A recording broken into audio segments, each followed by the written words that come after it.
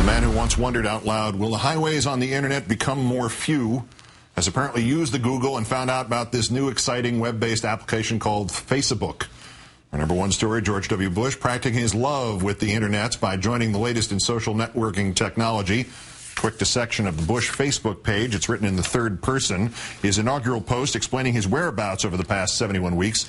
Since leaving office, President Bush has remained active. He has visited 20 states and 8 countries, given over 65 speeches, launched the George W. Bush Presidential Center, participated in 4 policy conferences through the Bush Institute, finished the first draft of his memoir, Decision Points, and partnered with President Clinton to establish the Clinton-Bush Haiti Fund, and almost pitched a perfect game. The page also providing fans with helpful linkage from the Bush-Cheney Alumni Association to Amazon.com, where you could pre-order the memoir for $18.90, 40% off, meaning it was originally overpriced by 40%.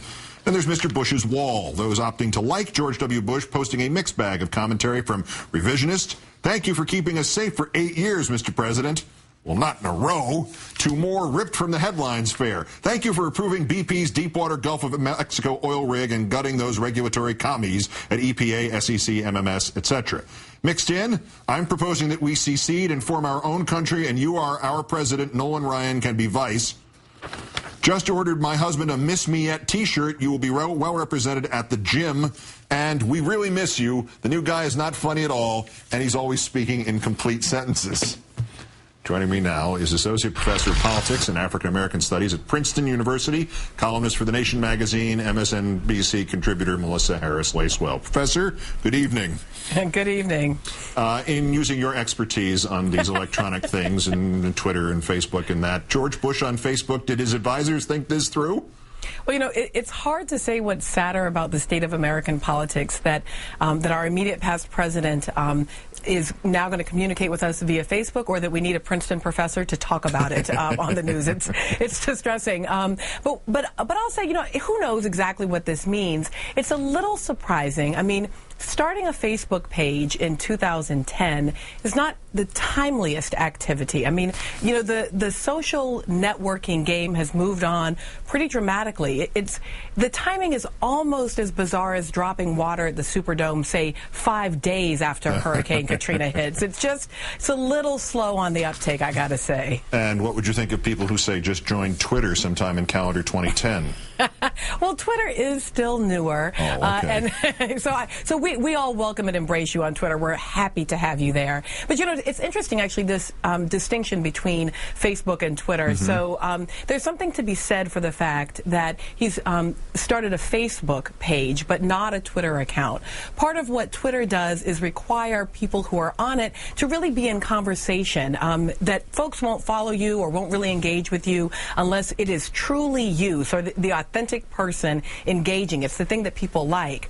Facebook accounts, on the other hand, are sort of a space where everyone who has shared ideas just sort of show up and post together. Or they might even have countering ideas, but they're all passionate about, either from the left or the right, a certain topic. And it does make sense to me that George W. Bush would be on Facebook and not on Twitter. Kick, save, and a beauty on the Twitter one, by the way. But what is the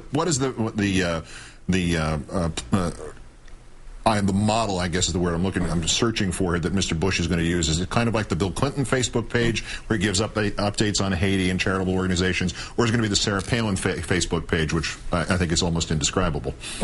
Well, you know, it's interesting, because the thing that is, of course, similar about both Clinton and Palin is that both of them are at their core kind of folksy politicians. They engage with people. They make people feel as though they've touched them in a very personal way.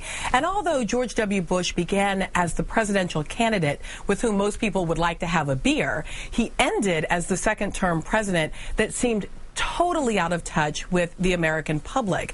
And so the notion that he will now appear on social media, this space where kind of a more folksy, hands-on approach with ordinary people, is precisely what drives it. You know, I'm wondering whether or not, in fact, this is a good medium for former President Bush. And we mentioned Twitter.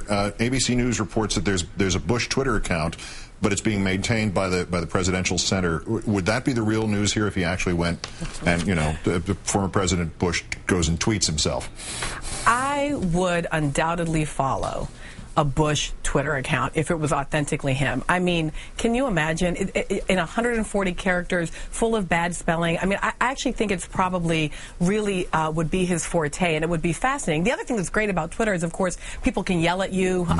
You know, it's a no kidding. As of course you know. No kidding. I didn't know that. So I would. Oh gosh, I welcome former President Bush to Twitter. You want the first two? The first tweet would be biking, and the second tweet would be just crashed into tree. Melissa Harris Lacewell of Princeton and MSNBC. Great thanks as always. And give Pierre our regards. Hi. Oh, Pierre made it on national television, and that's a Princeton professor right there for you. That's the state of television. All right, thanks, Professor.